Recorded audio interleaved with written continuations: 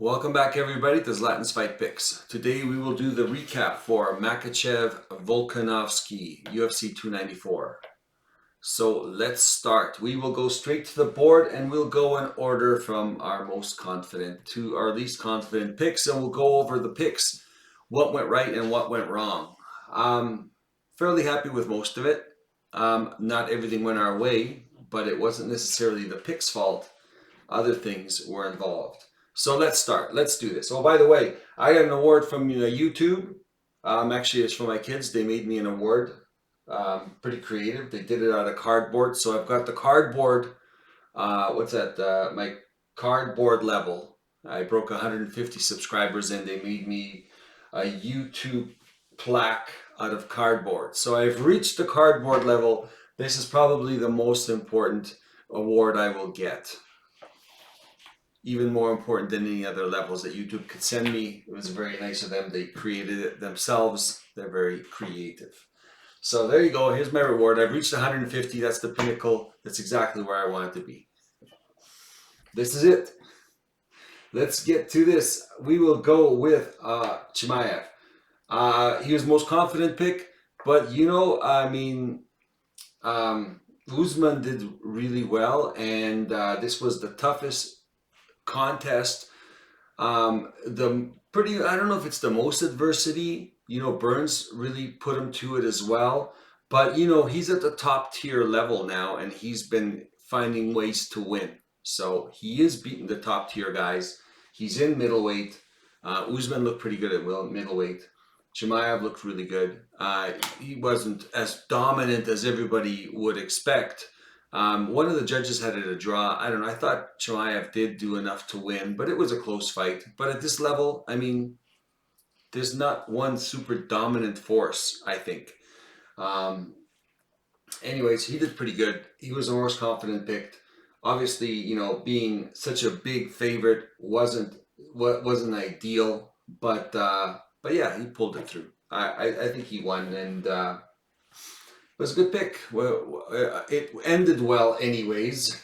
So moving on. Second most confident pick, Wood, a minus 340. Wood did not win. Now, here's the thing. If you told me right now they're having a rematch, I would pick Wood again.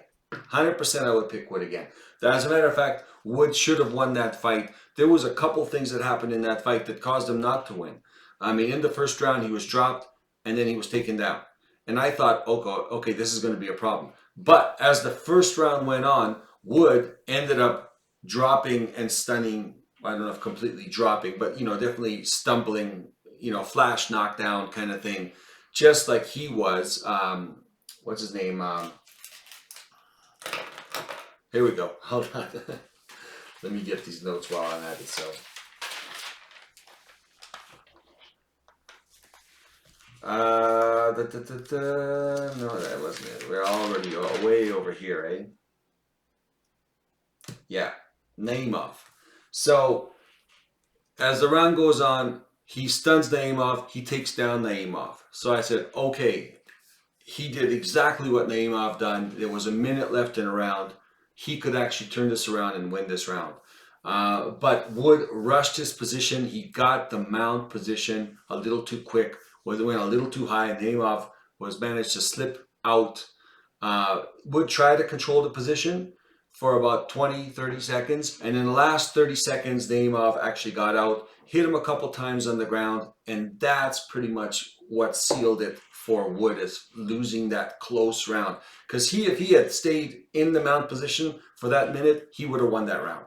But he rushed his position. He ended up losing the position. He got hit a couple times on the ground. He got back up right at the end of that round, and he lost it right there. That was one mental mistake that he did that lost him that round. He could have easily won that round if he just didn't rush his position. And to his credit, because he was down and then he came back.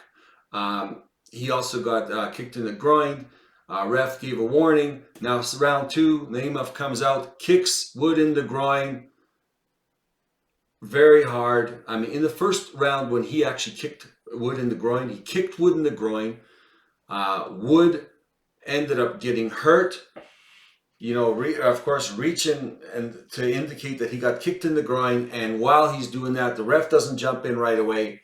He gets kicked in the solar plexus, and he actually gets some damage done to him after he gets kicked in the groin. So it was a double shot. It wasn't good. The ref goes and gives him what would seem like a hard warning. So second round opens up within the first 2 seconds. Naimov kicks Wood in the groin. Everyone expected a point to be deducted. This is an unfair advantage. It's affecting the fight. He actually, by getting hit in the solar plexus the first time, it's affecting the fight and his level of ability. So now he comes out and he kicks him right in the groin. Guess what? The ref does not take a point away. Now, this made a huge difference in the fight. Now the ref doesn't. Here we go. What am I saying? When you're in certain locations, what are the alternate effects of being in a location with a crowd, with a heavy favorite, maybe the UFC wanting to win, all that stuff? How does it accumulate to the ref's decisions? At that point, the ref could have taken a point away. Should have taken a point away. Everyone's expecting him to take it away. He gives them another hard warning. So he doesn't.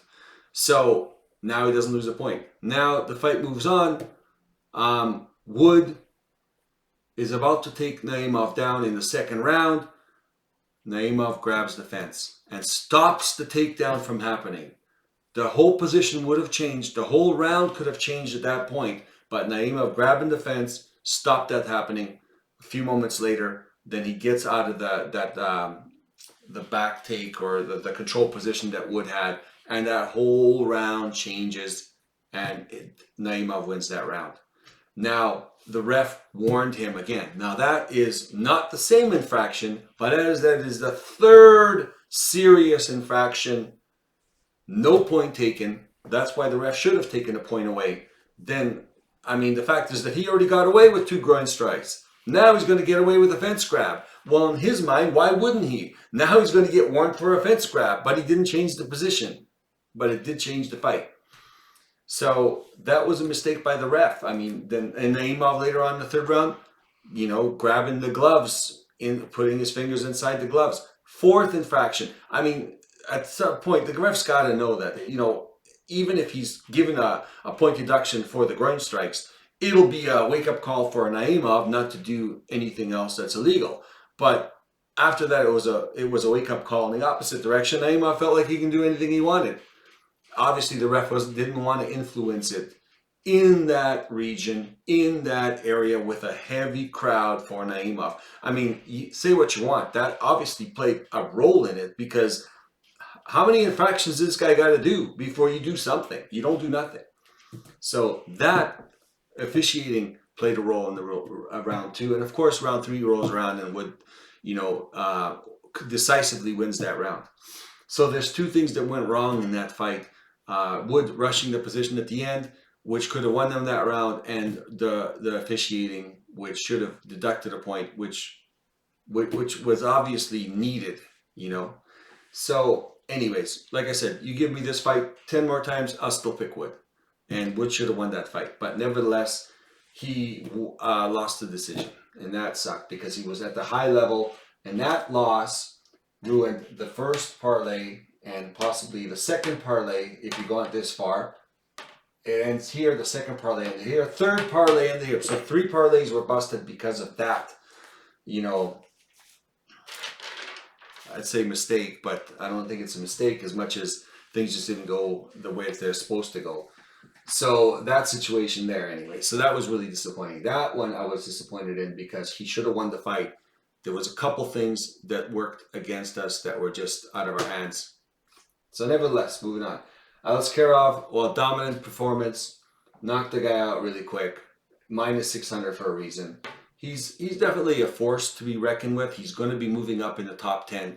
I don't know how far up, but he fought a guy he should have beat. So anyways, moving on. Ankalaev, no contest. The fight started. Ankalaev seemed like he was, winning some of the exchanges.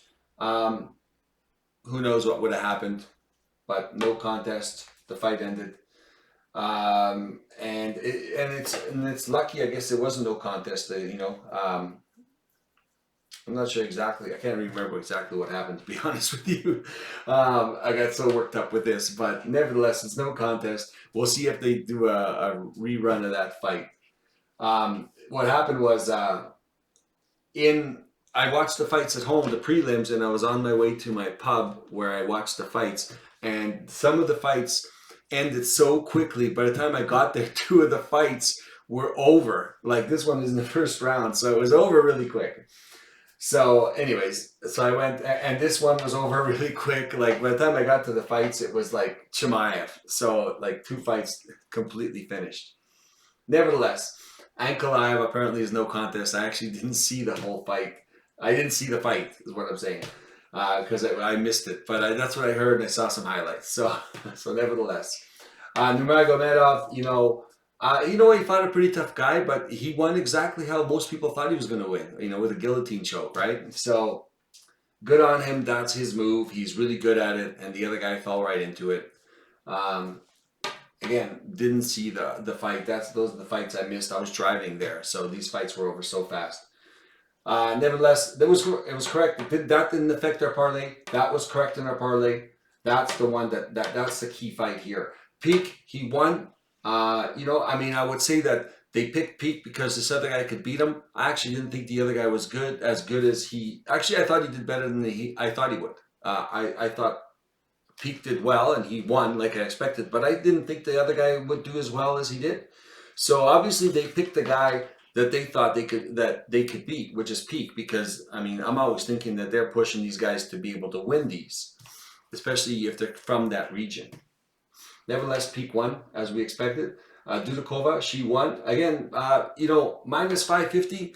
She wasn't worth it. She's definitely not worth it. And it's ridiculous odds. I thought she was going to win, but minus 550. I did it. I played it. But the fact is that in the parlay, because I'm pretty sure she was going to win. It was a reasonably close fight. It was 29-28. It wasn't super blowout. But, she was obviously the bigger, stronger fighter. And she's going to grind out the victory. That was correct. Magomedov, we expected a minus 280. Again, competitive fight. But he fought Bruno Silva. Bruno Silva is not a slouch. He's ranked number 18. But, this guy, everyone likes this guy. He's charismatic. He's like a good, bad guy, kind of heel type of character.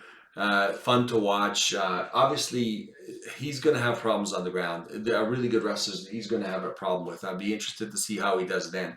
It'll be definitely a hard pick to make. I'm sure he's working on his wrestling. He's dangerous off his back. He was on his back, initiating strikes and elbows. So, it's going to be interesting, the next fight that he gets set up with. But nevertheless, he won that fight decisively. He should have won that fight. Everything was going good. Azaitar, my second biggest underdog pick next to Breeden. Now, Azaitar, okay, here's the thing. If you give me this fight again, I pick Azaitar again. Because Azaitar didn't, he could have won this fight. Azaitar, for one, from first round to the third round, he's going to fade. He's the best in the first, better, not too bad in the second. He's fading in the third. That's how he's expecting to win.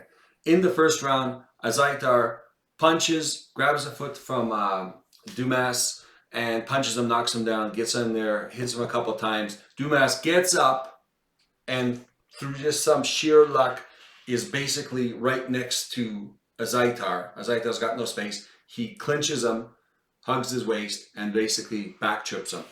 Azaitar doesn't get back up. There's not a lot of ground and pound from Dumas, hardly any, but he had the control time. That does not happen where they get up. When he gets up and he's right next to Azaitar, he can't take Azaitar down. He couldn't take Azaitar down in the second round. He couldn't take him down in the third round. There was no way he was going to take him down in the first round where Azaitar is the most powerful. It was that situational opportunity that gave Dumas that takedown and that round. That doesn't happen. Azaitar, I guarantee he wins that first round, because he won the second round and he's even stronger in the first round.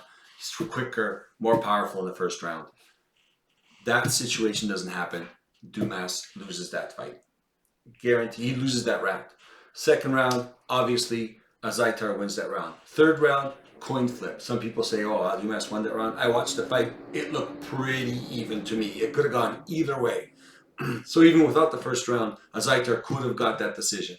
And nobody could say, oh, it was a terrible decision. So, again, situationally, it's like Wood when he rushed that first mount in the first round.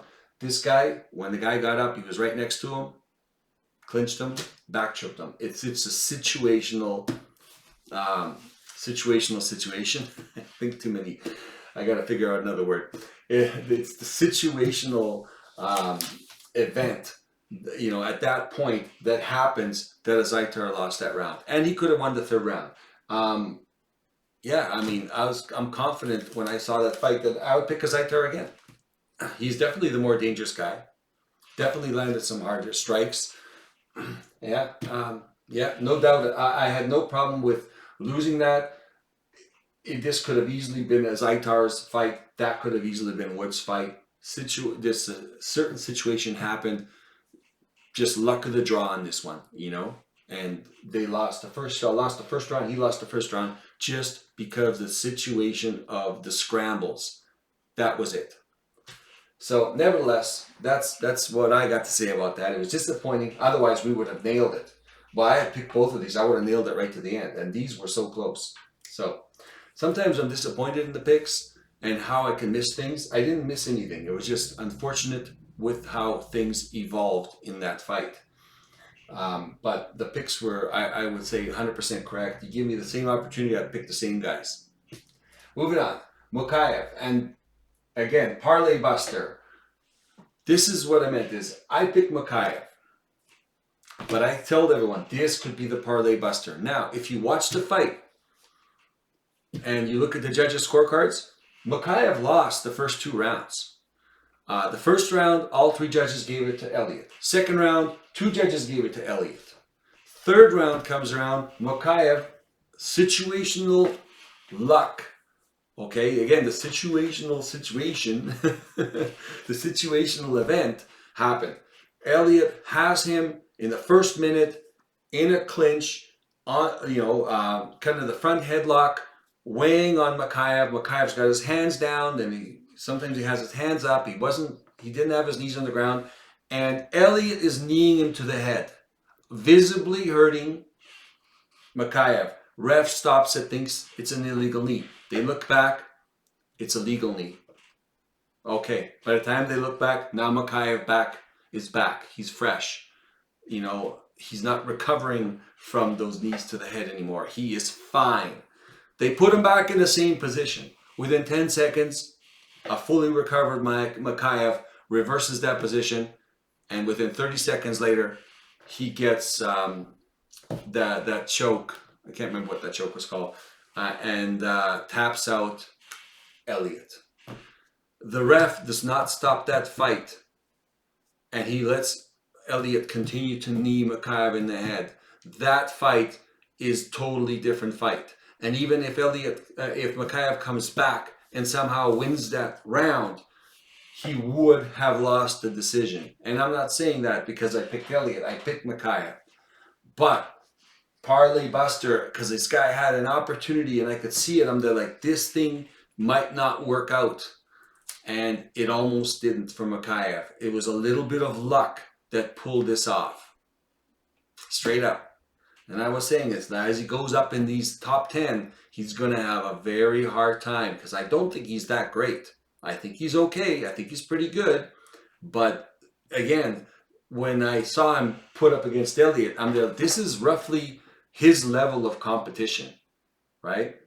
And they probably gave him Elliott because Elliott is susceptible to making some crazy moves and getting submitted, even though he's really good on the ground. Nevertheless, Makhachev won. It was correct. Parlay buster, that was correct because it could have almost been that situation. Moving on, Basharat Henry. I mean, really nasty kick to the groin. I mean, had to be stopped. But overall, Basharat was slightly beating Henry. Henry went into it with a good game plan. He didn't put a lot of pressure on Basharat. He put pressure, but he didn't put pressure to the point where Basharat was the counter striker. He put enough pressure on him you know, to instigate Basharat going forward as well. So Basharat wasn't a counter striker. I think he fights better as a counter striker. Basharat took him down really briefly. I think it was a really close first round. I mean, Basharat probably got it, but it was close, and it was hard to tell how things were going to go. Again, parlay buster, because this guy's no slouch, and this guy minus 600. I don't think that's the best bet.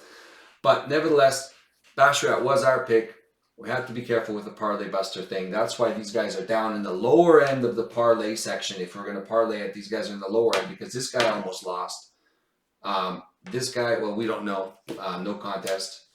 And again, he got lucky there's a no contest because, you know, he got kicked in the groin really hard. I think it was the second time he kicked him in the groin. So, yeah, it could have been a DQ, right? So, nevertheless, again, it's in Abu Dhabi. Like, why would they DQ this guy? I mean, they're going to have a riot on their hands. So, again, does that affect any of the decisions? Moving on. Breeden, the biggest underdog, low confidence. I just did not that Breeden's so good, just that he is tough. He's got good hands. Jubilee, I mean, he's not that good. You know, I mean, in the first 2 rounds, he was still beating Breeden, but the fight was competitive. And eventually, Breeden wore him down. I mean, the guy was barking at him in the 3rd round. I mean, it was really funny. And I think Breeden's nuts, but it was entertaining. And yeah, I mean, Breeden pulled it off. It was good. It was a plus 200. I like the fact that Breeden pulled it off, and I'm happy. My plus 240, that was a good bet. Again, and that would have sealed up us right up to the final leg of the parlay, which is Volkanovski Makhachev. I mean, I picked Volkanovski. I'm biased towards Volkanovski, but there is an opportunity for him to have done it. Makhachev was by far the better prepared fighter. If you watch that fight, Volkanovski physically didn't look good, didn't look strong. I mean, I don't know. I don't know why he took the fight, knowing how he barely lost last time when he's at peak performance, and then how he looked now. And Makhachev already got the game plan. If you look at my breakdown of their first fight, the one thing I said is the biggest concern of mine with Makhachev Volkanovski is the head kick, the left leg head kick. Specifically, if you go back to my video, that's what my biggest concern was, the head kick, because Makhachev's got a really good head kick. And my concern was Volkanovski's so short, that head kick comes really quick and really easy for Makhachev because of the height difference. And Makhachev had landed one really, really good head kick in the first fight, and he landed 2, but one was really good, and Volkanovski had his guard like this high, you know, and where it hit his hand and it just grazed the top of his head. In this case, his guard was about 4 inches lower, and it hit his hand and it hit the top 3 inches of his cranium. And that was enough to basically almost knock him out. But that was after about 3 really good body shots that Makhachev had been landing on Volkanovski, where when he did go in for the 4th one, he kind of leaned over to protect his body, obviously, and had his hand just a little lower than he should have. But, you know, and there you go. And then he's on the ground. Honestly, Volkanovski seemed like he might have recovered. He wasn't. He was recovering, and the shots on the ground weren't putting him out. But what happened was there was at least 3 back of the head shots, and I don't know. I mean, those back of the head shots don't happen, and Volkanovski is recovering every second that this fight went on. And does the ref stop the fight for the back of the head shots? I mean, they disqualified that one guy who fought, what's his name? Malkoun. They disqualified Malkoun for the back of the head shots when he was clearly winning the fight. He was about to put out the other guy, and they stopped the fight and disqualified him. I mean, Volkanovski was on the ground and almost out or dazed. Does that give you the right to hit him in the back of the head and everything's okay? I don't know. I mean, to me, once the back of the head shots happened, they should have said, hold on, stop, back of the head. And given as odd as that was, because Volkanovski was not out. If anything, he was fighting back. He was just pressed up against the cage. He wasn't fighting off tremendously, but I mean, he was not out. Those back of the head shots is what might have sealed the deal. So, I mean, that's a judgment call. But again, do you think the ref's going to do that in Abu Dhabi? Like with that crowd? There you go. So, I don't know. I mean, you've seen back of the head shots be stopped and a fighter being given a chance to recover. And in this case, it wasn't the case. Yeah, he was knocked down, but he wasn't out. I mean, how should that change the rules, right? So, Makhachev won, yes. It would have been, I don't know if the ref did the right thing in that case. You know, the moment you're winning, it does not give you the right, and somebody's about to get put out, it does not give you the right to break the rules and in fact hit the guy in the back of the head. It just doesn't. I mean, that would make sense, right? Is it just me? Or all of a sudden, well, you're going to be out anyway, so let him hit the back of the head, it's fine. Obviously, for Malkoun, it wasn't fine when he got disqualified. And by the way, that destroyed my parlay because he was the first guy on my list. That totally destroyed every single parlay I had after, coincidentally. So I remember that fight. He had him out. It was over. It was just a matter of a few seconds of ground and pound. But when the guy turned around, he hit him in the back of the head a couple times. Just DQ'd him. In this case, he was about to get out. He was about to stop the fight. But after 3 strikes in the back of the head, the fight should have been stopped. You can't, I mean, you got to have control of your weapons. What do they keep telling you? You're responsible for controlling it.